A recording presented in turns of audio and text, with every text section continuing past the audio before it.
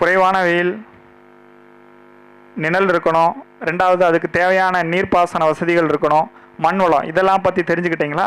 அதே மாதிரி ஜென்ரலாக வந்து பெப்பர், இந்த மிளகுக்குன்னு ஒரு சில காலநிலைகள், சீதோஷண நிலைகள் வந்து இருக்குது. இதை வந்து நம்ம வந்து 100% வந்து நம்ம ஃபாலோ பண்ணலனாலும் ஒரு 80 தான் வந்து பார்த்திங்கன்னா நம்ம அக்யூரேட்டாக வந்து பார்த்திங்கன்னா நம்ம இது பண்ணணும்.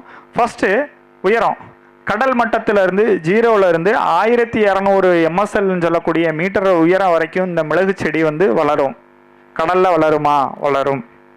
அடுத்து இதுக்கு வந்து பார்த்திங்கன்னா சிறந்த ஏரியா, அதாவது 0லேருந்து 1200 வரைக்கும் மிளகு வரும்னு சொல்லியிருக்கோம்.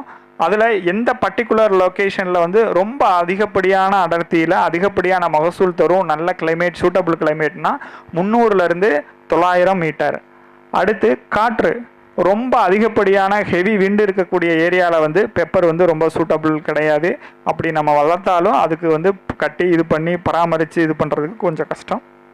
அடுத்து வெப்பநிலை, வெரி வெரி இம்பார்ட்டண்டான பாயிண்ட்ஸு. 25லேருந்து 32 டிகிரி குறைந்த வெப்பநிலை வந்து பார்த்தீங்க அப்படின்னிங்கன்னா நீங்கள் லோயர் நம்மளுடைய குளிர்காலத்தில் வந்து நம்மளுக்கு 10-15 வரைக்கும் போகும். அந்த டயத்துலையும் வந்து நம்மளுக்கு வந்து அதிகப்படியான டெம்பரேச்சர் வந்து 23 டிகிரி செல்சியஸ் தான் கொடுத்துருக்காங்க. அதை விட வந்து பார்த்திங்கன்னா அதிகப்படியான டெம்பரேச்சர் வந்து 32 டிகிரி வந்து பார்த்திங்கன்னா இதுக்கு தேவைப்படுது. இந்த 32 வந்து இப்போ வந்து நிறைய காலநிலை பருவநிலை மாற்றங்கள் வந்து நிறைய வந்துக்கிட்டு இருக்குது.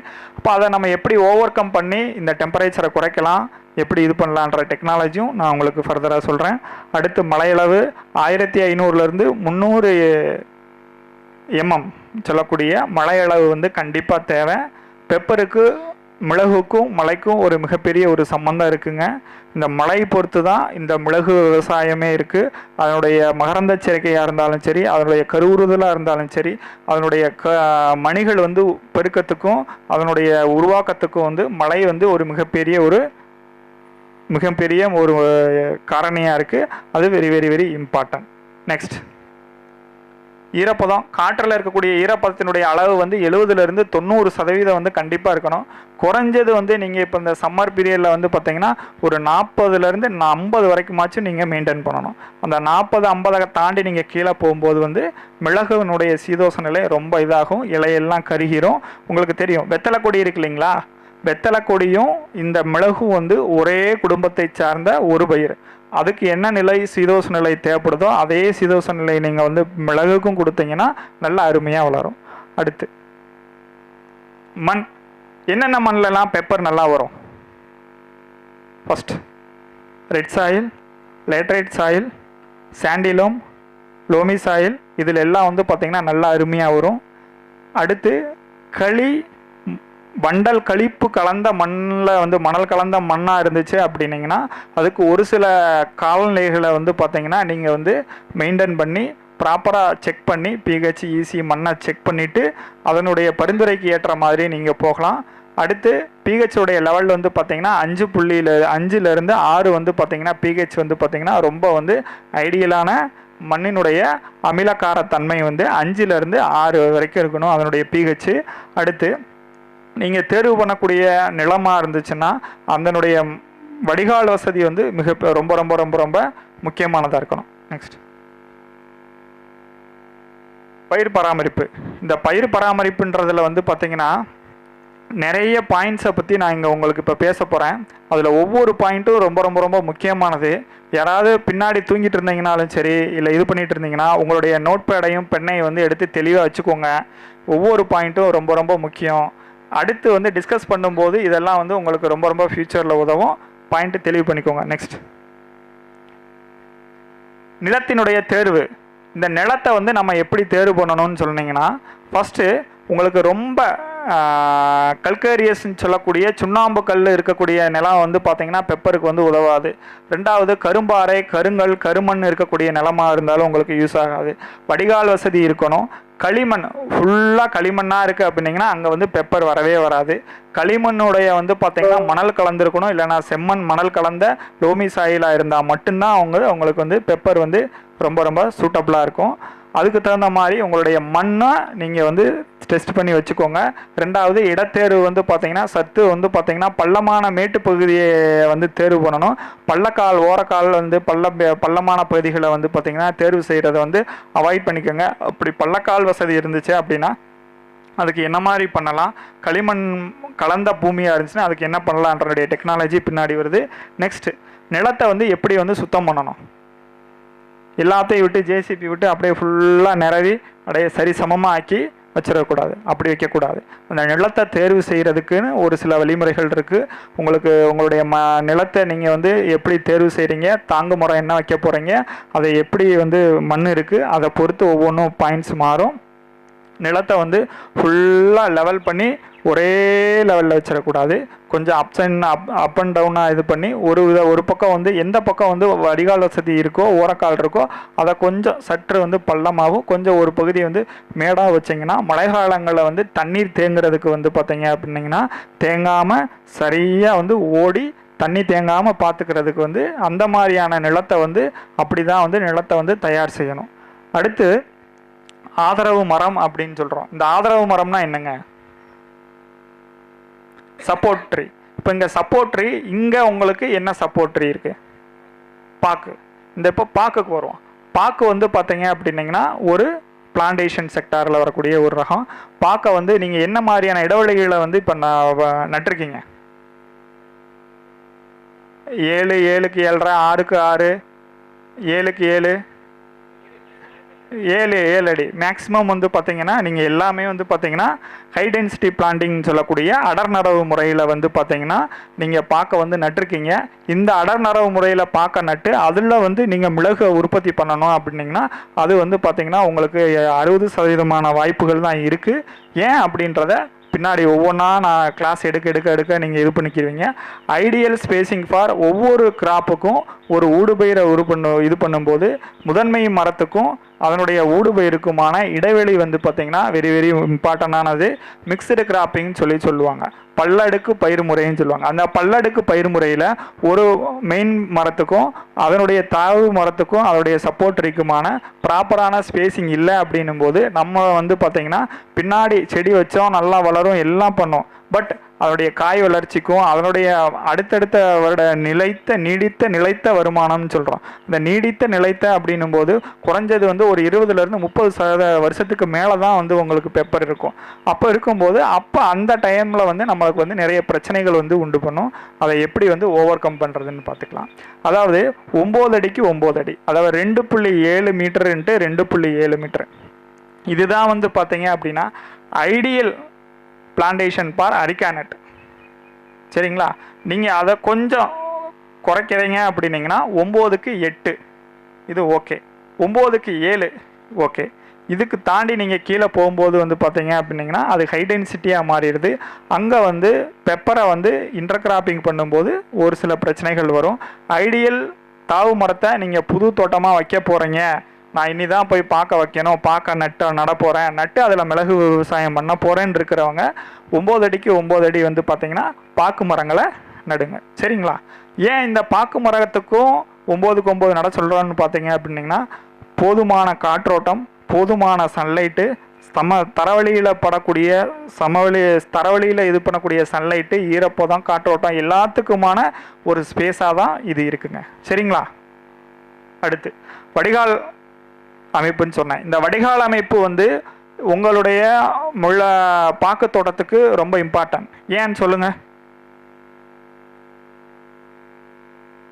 வேறு உங்களுக்கு முக்கியமாக வந்து ஒரு 2 நோய் இருக்குது. அந்த 2 நோயும் பாக்குக்கும் வரும் மிளகுக்கும் வரும். ஒன்று வாடல் நோய், 2வது வேரலுகள்.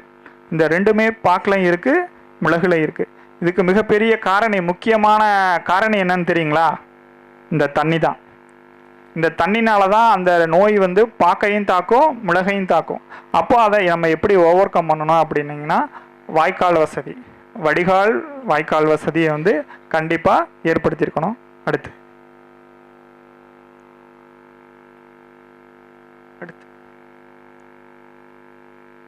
முன்னாடி மல்ச்சிங். வடிகால் வசதி பார்த்தாச்சு, அடுத்து மல்ச்சிங். மல்ச்சிங்கை பற்றி பேசணும் அப்படின்னிங்கன்னா இது ஒரு மிகப்பெரிய டாப்பிக்கு. இதை பற்றி நிறைய நேரம் பேசலாம். ஆனால் ரொம்ப இம்பார்ட்டண்டான டாபிக். பெப்பருக்கும் அரிக்கானட்டுக்கும் இந்த மல்ச்சிங்னு சொல்லக்கூடிய மூடாக்கு போடுறது, இந்த மூடாக்கு வந்து very very very important in பெப்பருக்கு. என்னென்னா அதனுடைய வேருக்கும் அதனுடைய மண்கண்டத்துக்குமான சீதோச நிலையை வந்து உற்பத்தி பண்ணி அதிகப்படியான நுண்ணுயிரிகளுடைய பெருக்கத்துக்கும் அதனுடைய மைக்ரோ கிளைமேட்டை உண்டு பண்ணி தர்றதில் வந்து மிகப்பெரிய பங்கு வந்து இந்த மூடாக்குக்கு இருக்குங்க. நெக்ஸ்ட், நிழல். நிழல் எவ்வளோ வேணும்னு சொன்னோம்? 50 முதல் 60% நிழல் வேணும். அப்போ சூரிய வெளிச்சம் எவ்வளோ வேணும்? 50 முதல் 40% சூரிய வெளிச்சம் இங்கே இருக்கணும். இப்போ உங்களுடைய பாக்கு தோட்டத்தை வந்து நீங்கள் எல்லாம் என்ன பண்ணியிருக்கீங்க? 6க்கு 6 7க்கு 7 நட்டிருக்கீங்க. உங்களதில் 50% சூரிய வெளிச்சம் உங்களுடைய தோட்டத்தில் இருக்கா? பாக்கு தோட்டத்தில் இருக்குங்களா? இருக்குங்களா? கடைசியில் ஐயா அந்த தூங்கிட்டு இருக்கீங்க பாருங்க, உங்களுடைய தோட்டத்தில் இருக்குங்களா? 40% சன்லைட் வந்து உங்கள் தோட்டத்தில் வந்து படுதா? படாது. ஏன் படாது? நீங்கள் ஆல்ரெடி ஹை டென்சிட்டியில் பிளான்டிங் பண்ணியிருக்கீங்க. அப்போ இந்த பெப்பரை வந்து நீங்கள் இப்போ புதுசாக வைக்கணும் அப்படின்னீங்கன்னா அதில் வருமா? சொல்லுங்கள். வரும், ஆனால் வராது. அது எப்படி கொண்டு வரலாம்? அதுக்கு ஒரு சில தொழில்நுட்பங்கள் இருக்குது. உங்களுடைய எந்த டைரக்ஷனில் வந்து நீங்கள் பெப்பர் இது பாக்கு மரம் நட்டிருக்கீங்கன்னு பாருங்கள். முக்கியமாக வந்து பார்த்திங்கன்னா நார்த் ஈஸ்ட்டு ஈஸ்ட் வெஸ்ட்டில் பார்க்கும்போது கிழக்கு மேற்கு வடக்கு தெற்கு இந்த 4 பக்கத்தில் வந்து கிழக்கு பக்கமும் மேற்கு பக்கமும் நமக்கு சூரிய உதயமும் மறையும் இதுக்கு. அந்த டைரக்ஷனில் வந்து பார்த்தீங்க அப்படின்னா இருக்கக்கூடிய ஒரு சால் வரப்போ வந்து பார்த்தீங்க அப்படின்னிங்கன்னா நீங்கள் கரெக்டாக தேர்வு பண்ணி அந்த இதில் மட்டும் ஒரு வரப்பு விட்டு ஒரு ரோ விட்டு ஒரு ரோ வந்து பார்த்தீங்கன்னா நீங்கள் வந்து மிளகை வந்து வைக்கலாம். அப்படி வைக்கும்போது என்ன கிடைக்கும் அப்படின்னு பார்த்தீங்கன்னா பக்கத்தில் இருக்கக்கூடிய மற்ற இடைவெளியில் இருக்கக்கூடிய ஃபோட்டோ சன்லைட்டில் எடுத்துக்கிட்டு வந்து பார்த்தீங்க அப்படின்னா சூரிய வெளிச்சத்தை எடுத்துக்கிட்டு இந்த பெப்பர் வந்து அதுக்கு தேவையான ஃபோட்டோசிந்தட்டிக் ஆக்டிவிட்டியை வந்து உண்டு பண்ணிக்கிறோம். சரிங்களா? அடுத்து மண் பத்து பேச்சியாச்சு. Okay, next.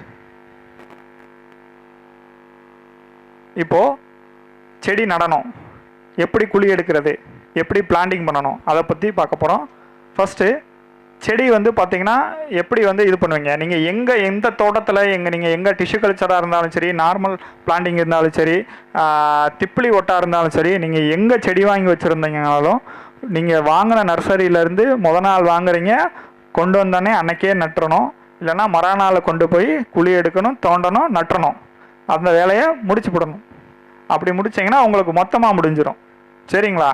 என்ன முடிஞ்சிடும்? செடி செத்து போயிடும். அப்படி அந்த தவறை வந்து நீங்கள் எப்பயுமே பண்ணக்கூடாது. ஒரு நாற்றாங்கால்லேருந்து ஒரு இடத்துலேருந்து நீங்கள் நாற்றாங்கால் நாற்று வாங்கி வரீங்க அப்படின்னீங்கன்னா அதை உங்களுடைய எந்த தோட்டத்தில் நீங்கள் எங்கே நடப்போகிறீங்களோ அங்கே ஒரு நிழலான ஒரு பாதி சதவீதமான நிழலும் வெயிலும் படக்கூடிய ஒரு இடத்த தேர்வு பண்ணி அங்கே கொண்டு போய் அந்த செடிகளை வந்து ப்ராப்பரான முறையான இடைவெளியில் நீங்கள் வரிசைப்படுத்தி அதை வந்து குறைஞ்சது வந்து பார்த்தீங்க அப்படின்னீங்கன்னா ஒரு 7லேருந்து 10 நாட்கள் வந்து அதை வந்து அங்கே வச்சுருந்து அதை வந்து தண்ணி வந்து லைட்டாக கொடுத்து அதை வந்து வளர்த்துட்டு அந்த 10 நாளில் வந்து நீங்கள் என்னென்ன பண்ணணுன்றதை வந்து ஸ்டெப் பை ஸ்டெப்பாக அடுத்து உங்களுக்கு கொண்டு போய் வச்சுட்டீங்க. 10 நாள் மெயின்டைன் பண்ணுறீங்க. உங்களுடைய சூழ்நிலைக்கும் தகவமைப்புக்கும் தட்பவெப்ப நிலைக்கும் அந்த செடி என்னவாகுதுங்க? மாறுறதுக்கு கொஞ்சம் டைம் கொடுக்கணும். டிரான்ஸ்போர்ட்டேஷன் ஷாக்குன்னு சொல்லுவாங்க. அதாவது ஒரு இடத்துலேருந்து டெம்பரேச்சரும் காலநிலையும் வேறு மாதிரி இருக்கும். அதை கொண்டு போய் உங்களுடைய தோட்டத்தில் நடும்போது அதுக்கு வந்து ஒரு விதமான அதிர்ச்சி ஏற்படும். அந்த அதிர்ச்சியை தவிர்க்கிறதுக்கு தான் வந்து பார்த்திங்கன்னா இந்த செடிகளை உங்களுடைய தோட்டத்தில் வைக்கிறதுக்கு பரிந்துரைக்கிறோம். சரிங்களா? நெக்ஸ்ட், குழியை வந்து எப்படி எடுக்கணும் அப்படின்னு பார்க்கும்போது உங்களுடைய தாவு மரம், அதாவது அடர் மரம், ஸ்டாண்டர்ட்னு சொல்லக்கூடிய பாக்கு மரத்தை 9 அடிக்கு 9 அடிக்கு நட்டிருக்கீங்க. அந்த நட்டதுலேருந்து 7 அடிக்கு 7 அடி நட்டிருக்கீங்க.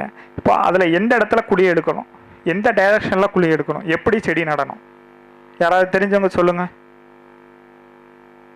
அதாவது நம்ம குழி வந்து பார்த்தீங்க அப்படின்னா அதனுடைய அடித்தண்டு இருக்கு இல்லைங்களா, அடித்தண்டுலேருந்து ஒரு 1.5 அடியிலேருந்து 2 அடி தள்ளி தான் நீங்கள் குழியே எடுக்கணும். ஏன் அந்த குழி 1.5 அடியிலேருந்து 2 அடி எடுக்கிறோன்னு பார்த்தீங்க அப்படின்னிங்கன்னா, அதனுடைய பாக்கு மரத்தில் இருக்கக்கூடிய 60% முதன்மை வேர்கள் வந்து பார்த்தீங்க அப்படின்னிங்கன்னா, அந்த 60லேருந்து 70 சென்டிமீட்டர் ரேடியஸில் தான் வந்து பார்த்தீங்கன்னா இருக்குங்க. அடுத்து 59லேருந்து 65% அதனுடைய 2ஆம் நிலை வேர்கள்னு சொல்லக்கூடிய ஃபைன் ரூட்ஸு.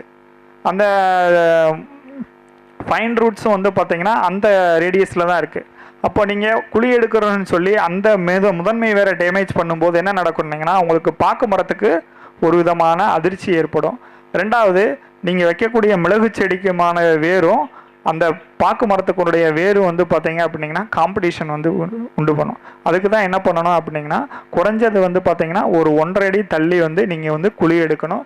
குழியினுடைய ஆழம் நீள அகலம் வந்து பார்த்தீங்கன்னா 1 அடி நீளம் 1 அடி அகலம் 2 அடி ஆழம் எடுக்கணும். சரிங்களா? இந்த 2 அடி ஆழம் ஏன் எடுக்கிறோம் அப்படின்னு பார்த்தீங்க அப்படின்னிங்கன்னா, மிளகுனுடைய வேர் வந்து பார்த்தீங்கன்னா வறட்சி காலங்களில் வந்து பார்த்தீங்கன்னா கொஞ்சம் வேர் வந்து பார்த்தீங்கன்னா ஸ்ட்ரைட்டாக டீப் ரூட்டாக போகணும். ஒரு 30% வேர்கள் வந்து டீப் ரூட்டாக போகும். 70% வேர்கள் வந்து சேலா ரூட்டு ஃபீடர் ரூட்டாக வந்து பார்த்திங்கன்னா மண்கண்டத்தினுடைய முதல் 1லேருந்து 1.5 அடியில் தான் இருக்கும். அப்போ அதிகப்படியான வேர்கள் வந்து நம்ம ட்ரவுட் கண்டிஷனில் செடியை வந்து தாங்கி பிடிச்சி இருக்கிறதுக்கு கொஞ்சம் மண் வந்து லூஸாக இருக்கிறதுக்கு தான் இந்த 2 அடி ஆழம் எடுக்கணும். குழியை எடுத்து போட்டோன்னே மறுநாள் என்ன பண்ணணும், செடியை எடுத்து கொண்டு போய் நட்டுறணும். அப்படி பண்ணுறத கூடாது. ஒரு 2லேருந்து 3 நாள் வந்து அந்த குழியை வந்து என்ன பண்ணணுங்க, ஆற போடணும். குழியை ஆற போட்டு ஏரேஷன் கண்ட்ரோலுக்கு கொண்டு போய் உள்ளே வந்து சூரிய வெளிச்சம்லாம் பட்டு உள்ளே இருக்கக்கூடிய பேத்தோசான் ஃபங்கஸ் இதெல்லாம் செத்ததுக்கப்புறமா குழி ஆற விட்டுட்டு அடுத்து 3ஆவது நாள் 4ஆவது நாள் என்னென்ன பண்ணணும்னு பார்ப்போம். நெக்ஸ்ட், அந்த குழியை வந்து நிரப்பணும். இப்போ குழியை வந்து நிரப்பணும். தோண்டின குழியை ஏன் திரும்ப நம்ம நிரப்பணும்? குழியை எடுத்துட்டீங்க, திரும்ப அந்த குழிக்குள்ளே என்னென்ன போடணும்? நீங்கள் மண்கண்டத்தில் வந்து முதல் ஒரு 1/2 அடி வரைக்கும் தான் உங்களுக்கு ஹியூமஸ்லேருந்து நியூட்ரியன்ட்லேருந்து அவைலபிலிட்டி எல்லாமே அதிகமாக இருக்கும். அதுக்கு அடுத்து இருக்கக்கூடிய இதில் எல்லாமே வந்து பார்த்திங்கன்னா ரொம்ப கம்மியாக இருக்கும். அப்போ அந்த மேமண்ணோட என்னென்னலாம் கலக்கணும் அப்படின்னு பார்த்தீங்க அப்படின்னிங்கன்னா, 10லேருந்து 15 கிலோ வந்து பார்த்திங்கன்னா நல்ல மக்கிய தொழு உரம். நல்ல மக்கிய தொழு உரம் நோட் பண்ணிக்கோங்க. நல்ல மக்கிய தொழு உரம். அடுத்து 100 கிராம் ராக் பாஸ்பேட், 100 கிராம் வேப்பங்கொட்டை புண்ணாக்கு, அடுத்து 50 கிராம் ட்ரைகோடர்மா, 50 கிராம் வேம். நோட் பண்ணிக்கோங்க. இந்த கலவையெல்லாம் அந்த மேன்மண்ணில் கலந்து அந்த குழிக்குள்ளே போட்டு மொத்தமாக வந்து குழியை மூடணும். மூடி அந்த மண்ணோடைய அளவில் இருந்து ஒரு 1/2 அடி வந்து பார்த்திங்கன்னா ஒரு மேட்டுப்பாத்தி மாதிரி ஒரு கும்மியலை வச்சு நீங்கள் பிளான்டிங் எடுக்கணும். குறைஞ்சது 1/2 அடி, நீங்கள் 3/4 அடியிலேருந்து 1 அடி வரைக்குமா வந்து பார்த்திங்கன்னா சற்று வந்து ரொம்ப ஹைட்டை மெயின்டைன் பண்ணிக்கிட்டிங்கன்னா உங்களுக்கு ரொம்ப நல்லதாக இருக்கும் வேறு வளர்ச்சிக்கும் ஊட்டத்துக்கும். அடுத்து நெக்ஸ்ட், அடுத்து தண்ணி. செடியை வந்து நட போகிறீங்க. இப்போ குழியெல்லாம் நிரப்பி மூடி இது பண்ணியாச்சு. செடி எப்போ நடுவீங்க? அந்த குழியை வந்து மூடிட்டு ஒரு 2 நாள் விடுங்க. விட்டதுக்கப்புறம் கொஞ்சம் அளவாக வந்து ஒரு தண்ணி கொடுங்க. உயிர் தண்ணி குடிக்கும்போது உள்ளே இருக்கக்கூடிய மைக்ரோஸ்போர் அண்ட் மேக்ரோஸ்போர்ஸ்ன்னு சொல்லக்கூடிய சாயில் இருக்கக்கூடிய ஏரெல்லாம் உள்ளே இருக்கக்கூடிய ஏரெல்லாம் என்னாகும் அப்படின்னிங்கன்னா வெளியில் தண்ணி கொடுக்கும்போது வெளியில் போயிடும். அதுக்கப்புறமா வந்து நம்ம வந்து செடியை வந்து நடலாம். அடுத்து நெக்ஸ்ட், நிழல் மேலாண்மை. நிழல்ன்றது வந்து பார்த்திங்கன்னா வெரி வெரி இம்பார்ட்டன்ட். டைரெக்டாக ஒரு புது செடியை நடும்போது நம்மளுக்கு சூரிய வெளிச்சம் ரொம்ப கம்மியாக தேவைப்படும். அதுக்கு முதல் 6 மாத காலம் அதுக்கான சூரிய வெளிச்சத்தை வந்து நம்ம குறைச்சி கொடுக்கணும். அதுக்கு தேவையான நிழலை பராமரிப்பை வந்து நம்ம ஆர்டிஃபிஷியலாக செஞ்சு கொடுக்கணுங்க. அடுத்து நெக்ஸ்ட், பூஞ்சான கொல்லி பயன்பாடு. அதாவது உங்களுடைய நாற்றுகளை வந்து மண்ணில் நீங்கள் புது மண்ணில் கொண்டு போய் நடும்போது நம்ம ஆல்ரெடி என்ன பண்ணோம், சாயில் இருக்கக்கூடிய நுண்ணுயிரிகளுக்கு வந்து ஆர்கானிக்காக என்ன கொடுத்துருக்கோம், ட்ரைகோடர்மா கொடுத்துருக்கோம், வேம் இதெல்லாம் கொடுத்துருக்கோம். இப்போது நெக்ஸ்ட்டு ரொம்ப இன்ஃபெக்டடான ஏரியாவாக இருக்குது, தண்ணி ரொம்ப அதிகமாக தேங்கியிருக்கு அப்படின்னும் போது நம்மளுக்கு ஒரு ப்ரிவென்டிக்காக வந்து பார்த்திங்க அப்படின்னிங்கன்னா ரிடோமில் கோல்டு வந்து பார்த்திங்கன்னா ஒரு ஃபங்கிசைடு. அதை வந்து 1 லிட்டருக்கு வந்து பார்த்திங்கன்னா 1/2 கிராம்லேருந்து 1 கிராம் வரைக்கும் போட்டு ஒரு ஸ்ப்ரே மட்டும் பிளான்ட்லையும் சுற்றி இருக்கிற சாயிலையும் நீங்கள் கொடுக்கும்போது ஒரு ஃபங்கல் அட்டாக் வந்து ஏர்லியராக நீங்கள் செடி நட்ட உடனே அது காஞ்சி போகாமல் இருக்கிறதுக்கு ஒரு சப்போர்ட் பண்ணும். அடுத்து இதுதான் பிளான்டிங் பண்ணி இது பண்ணக்கூடிய ஃபோட்டோகிராஃப்ஸ். நெக்ஸ்ட், இது தாங்கு மரத்தில் வந்து எப்படி இருக்குன்றது. நெக்ஸ்ட், இப்போ ஒரு மிகப்பெரிய ஒரு இம்பார்ட்டண்டான டாபிக் வெளிச்சம், லைட் இன்டென்சிட்டி. லைட்டை பற்றி பேசுகிறோம். ஏன் இந்த லைட்டை பற்றி நான் இவ்வளோ தெளிவாக வந்து அடுத்தடுத்த ஸ்லைடுகளில் பேச போகிறேன் அப்படின்னிங்கன்னா, இந்த வெளிச்சம் வந்து மிளகுக்கு ரொம்ப ரொம்ப இம்பார்ட்டன்ட். இந்த வெளிச்சம் இருந்தால் மட்டும்தான் வந்து பார்த்திங்கன்னா சூரிய ஒளியை அறுவடை பண்ணி அதை வந்து காயாக கனியாக மாற்றுறதுக்கு இந்த வெளிச்சம் ரொம்ப ரொம்ப இம்பார்ட்டண்ட்டாக இருக்குங்க. அதாவது நான் என்ன சொன்னேன், 50லேருந்து 60% நிழல் வேணும் அப்படின்னு சொன்னேன். அப்போ மிச்சம் வெளிச்சம் எவ்வளோ வேணும்? வெளிச்சம் எவ்வளோங்க வேணும்? மீதி 40லேருந்து 50% வேணும். அப்போது நம்மளுக்கு ஃபோட்டோசிந்தட்டிக் ஆக்டிவிட்டி நடக்கணும் அப்படின்னிங்கன்னா பெப்பரில் 600லேருந்து 1200 மைக்ரோமோல்ஸ்ன்னு சொல்லக்கூடிய இந்த ஒளிச்சேர்க்கையினுடைய அந்த லக்ஸை வந்து பார்த்திங்கன்னா மைக்ரோமோல்ஸ்ன்னு சொல்லுவாங்க. ஒரு அளவு நம்ம வந்து நடக்கிறத வந்து அடி, நிலத்தை எப்படி சொல்கிறாங்க, ஏக்கரு ஹெக்டரு அப்படின்னு சொல்கிறாங்களா, அது மாதிரி அந்த வெளிச்சத்துக்கான அளவு வந்து பார்த்திங்கன்னா மைக்ரோமோல்ஸ். அந்த மைக்ரோமோல்ஸுடைய அளவு வந்து பார்த்திங்கன்னா 600லேருந்து 1200 மைக்ரோமோல்ஸ் அளவு. அது குறைஞ்சது இருக்கணும். அதாவது வெளிச்சம் வந்து பார்த்தீங்க அப்படின்னிங்கன்னா 30லேருந்து 60% வெளிச்சம் இருக்கணும். அது ஒவ்வொரு பீரியடுக்கும் தகுந்த மாதிரியான வெளிச்சம். ஏர்லி ஸ்டேஜில் வந்து வெளிச்சம் வந்து அதிகமாக தேவை கிடையாது. ஒரு 1லேருந்து 2 வருஷம் வந்து பார்த்திங்கன்னா ஒரு 30% நிழல் இருந்தால் போதும். அதுக்கடுத்து இன்க்ரீஸ் ஆகி போகும்போது 5வது வருஷம் 6வது வருஷம் மிளகு கொடி போகும்போது நம்மளுக்கு 60% வெளிச்சம் வரைக்கும் நம்மளுக்கு தேவைப்படுதுங்க. அடுத்து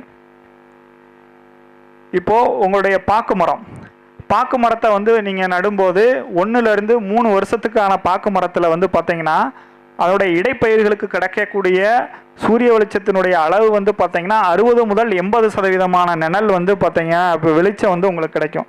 எதனால? ஏன்னா இளம்பயிராக இருக்கிறதுனால. அப்போ அதுக்குடைய ஒளி அளவு எவ்வளோ கிடைக்கும்? அதிகமாக கிடைக்கும். அடுத்து 4லேருந்து 8 வருஷத்துக்கு ஆகும்போது நம்மளுக்கு எவ்வளோ கிடைக்குதுங்க? 35லேருந்து 60%. அப்போது நம்மளுக்கு மிதமான நிழல் வந்து உங்களுக்கு இருக்கும். இப்போ இந்த 4 முதல் 8 வருஷம், இந்த 4 முதல் 8 வருஷத்தான மிதமான நிழலுடைய ஏஜில் தான் நம்ம என்ன பண்ணணும் அப்படின்னிங்கன்னா, இந்த பாக்கு மரம் 4வது வருஷம் முடிஞ்சிருச்சு, நட்டு முடிஞ்சோடனே நீங்கள் 5வது வருஷம் என்ன பண்ணலாம் அப்படின்னிங்கன்னா, நீங்கள் மிளகை வந்து ஊடுபயிராக பயிர் செய்கிறதுக்கான ஏற்ற காலம். முதல் வருஷமே நட்டு முடிச்சு 2வது வருஷம் நான் மிளகுல வந்து பாக்கில் வந்து மிளகை ஏற்ற போகிறேன்றதை நீங்கள் இது பண்ணக்கூடாது.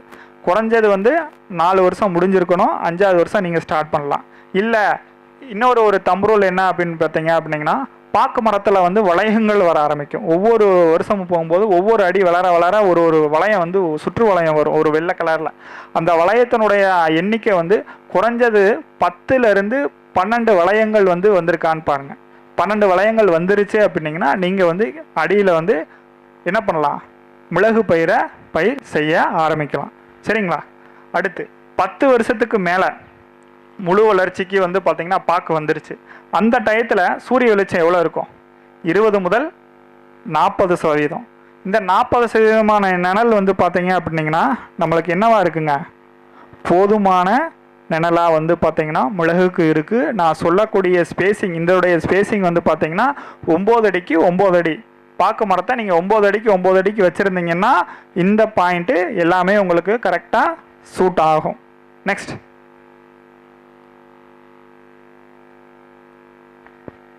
அந்த 2.7 × 2.7 போட்டிருக்கீங்க இல்லைங்களா, அது மீட்ரு. அதாவது 9 அடியில் இருக்குது. 9 அடிக்கு வந்து பார்த்தீங்க அப்படின்னா சூரிய வெளிச்சம் ஓப்பன் ஏரியாவில் இருக்கும்போது வந்து பார்த்தீங்கன்னா 80,000லேருந்து 1,00,000 லக்ஸ் வந்து பார்த்தீங்க அப்படின்னா அதனுடைய அளவு இருக்கும். இதே நீங்கள் பாக்கு மரத்துக்கு கீழே கிடைக்கும்போது 20,000லேருந்து 40,000 லக்ஸ் வந்து பார்த்தீங்க அப்படின்னா இந்த வெளிச்சம் வந்து கிடைக்குங்க. அந்த லக்ஸை வந்து பார்த்தீங்கன்னா நம்ம வந்து இலையுடைய அடர்த்தி, இலையினுடைய விட்டம், அடுத்து வந்து தாய் மரத்தினுடைய பண்புகளை பொறுத்து இந்த லக்ஸ் வந்து மாறும். 20,000லேருந்து 40,000 சொன்னோம் இல்லைங்களா.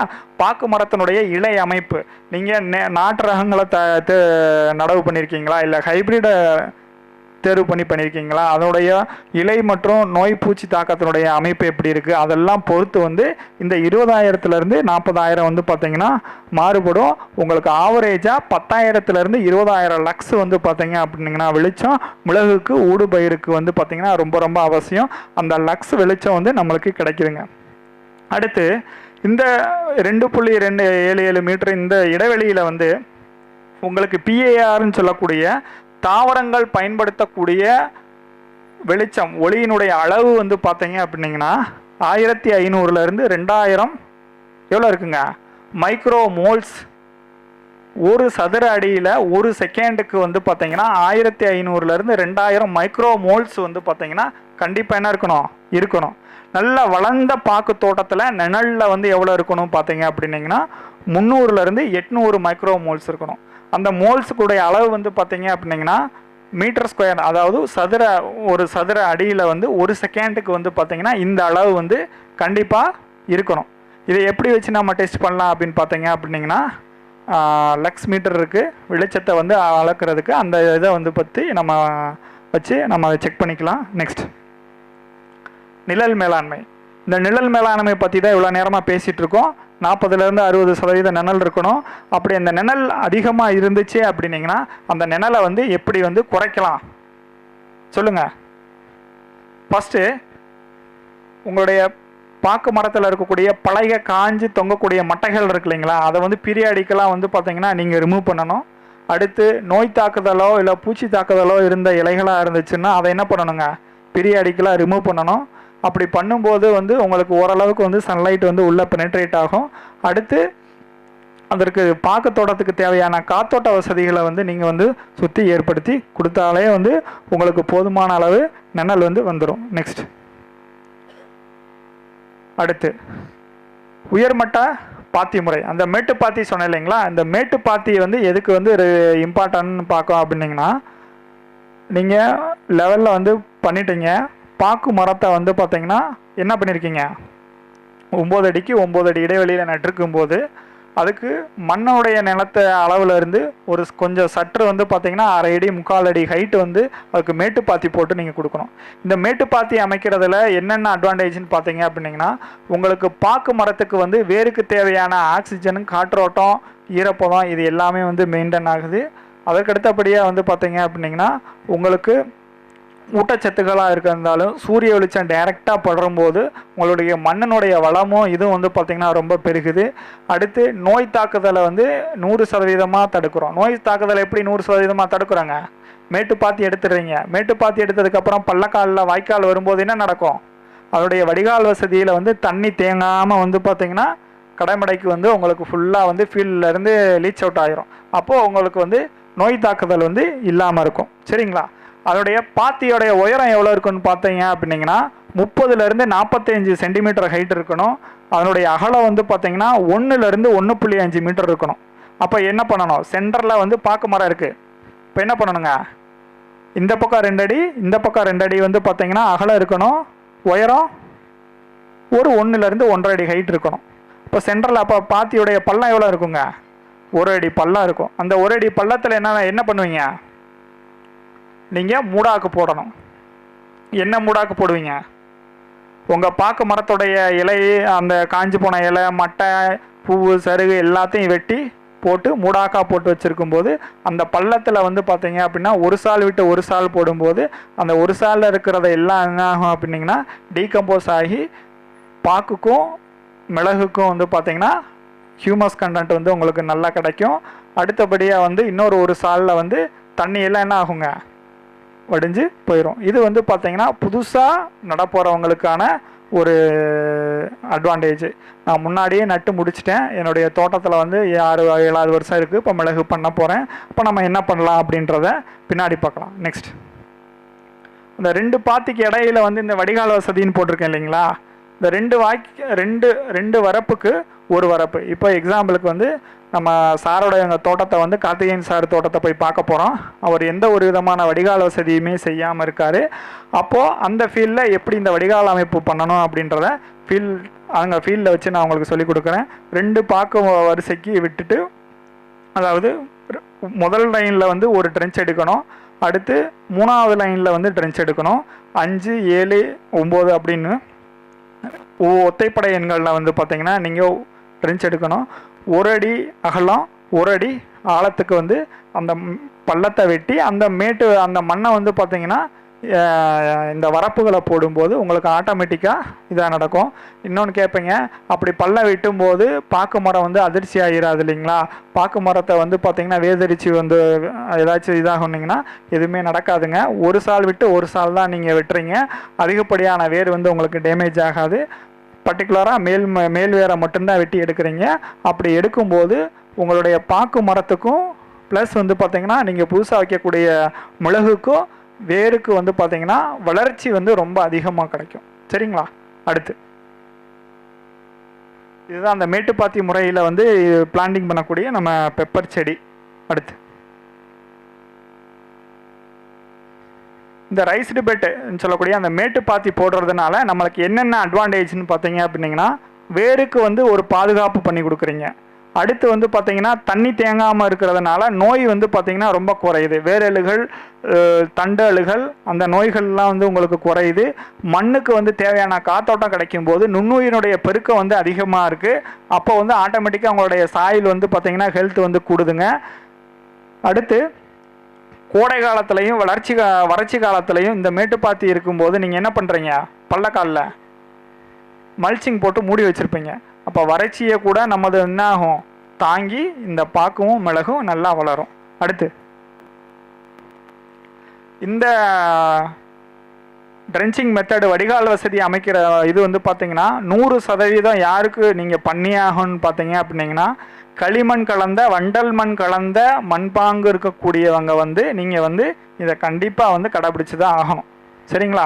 ஒன்று ரெண்டு பாத்தி விட்டு ரெண்டு மரம் விட்டு இல்லைன்னா 5 மரம் விட்டு இல்லை 4 மரம் விட்டாச்சும் நீங்கள் இந்த வடிகால் வசதியை வந்து ஏற்படுத்தி பண்ணி வச்சுக்கோங்க. அடுத்து வடிகால் மேலாண்மை. இந்த வடிகால் மேலாண்மையை வந்து பார்த்திங்கன்னா 2ஆக பிரிச்சிருக்கோம். முதன்மை வடிகால், துணை வடிகால் இருக்கும். முதன்மை வடிகால்ன்றது வந்து பார்த்திங்க அப்படின்னிங்கன்னா உங்களுக்கு மொத்தமாக வந்து பார்த்திங்கன்னா ஒரு 5 ஏக்கர்னா 5 ஏக்கருக்கும் எல்லா தண்ணியும் கனெக்ட் பண்ணக்கூடிய ஒரு ட்ரைனேஜ் சேனலு. அந்த துணை வடிகால்ன்றது உங்கள் ஒவ்வொரு வரிசைக்கும் 2 வரிசைக்கு ஒரு தடவை இருக்கக்கூடிய அந்த வாய்க்காலை வந்து கனெக்ட் பண்ணி நீங்கள் ஒரு ப்ராப்பரான ட்ரைனேஜ் மேனேஜ்மெண்ட் பண்ணிட்டீங்கன்னா உங்களுக்கு வந்து எந்த ஒரு ப்ராப்ளம் இல்லைங்க. நெக்ஸ்ட்டு இரிகேஷன் பற்றி. இப்போது இந்த இரிகேஷனில் வந்து பார்த்தீங்க அப்படின்னிங்கன்னா ட்ரிப் இரிகேஷன், மைக்ரோ ஜெட்டை பற்றி பேசுகிறோம். சொட்டு நீர். நீங்கள் பொதுவாக வந்து எல்லாமே பாக்கு மரத்துக்கு வந்து எப்படி தண்ணி கட்டுறீங்க, மடை திறந்து தண்ணி கட்டினீங்க அப்படின்னீங்கன்னா நீங்கள் யாருமே வந்து மிளகு பயிர் வந்து செய்ய வேணாம். சரிங்களா? ஸ்ப்ரிங்க்லர், ட்ரிப் இரிகேஷன் இந்த மாதிரி பண்ணும்போது வந்து பார்த்திங்கன்னா உங்களுக்கு வந்து ரொம்ப அட்வான்டேஜாக இருக்கும். என்னென்னா மிளகுக்கு அதிகமான நீர் வந்து பார்த்திங்கன்னா ஆபத்து. பாக்குக்கு வந்து பார்த்திங்கன்னா போதுமான தண்ணி கொடுக்கணும். அப்போ என்ன பண்ணணுங்க, சொட்டு நீர் போடணும். சொட்டு நீர் போடுறது வந்து பார்த்திங்கன்னா ஜெயினில் இருக்க எங்களுடைய இரிகேஷன்லேயே வந்து பார்த்திங்கன்னா ஒரு ஸ்பெசிஃபிக்காக வந்து பெப்பருக்கு வந்து ஒரு மெத்தட் இது பண்ணியிருக்கோம். அந்த மெத்தட் தான் மினி ஜெட் ஜெட் ஸ்ப்ரிங்க்லர்னு சொல்லிட்டுங்க. அந்த ஜெட் ஸ்ப்ரிங்க்லர் போடும்போது உங்களுக்கு காத்தோட்டத்துக்கு தேவையான ஹியூமிடிட்டியும் கிடச்சிரும். ப்ளஸ் வந்து பார்த்திங்கன்னா இரிகேஷனும் ஆட்டோமேட்டிக்காக நடக்கும். உங்களுக்கு ஃபுல் சப்போர்ட்டாக இருக்கும். நெக்ஸ்ட்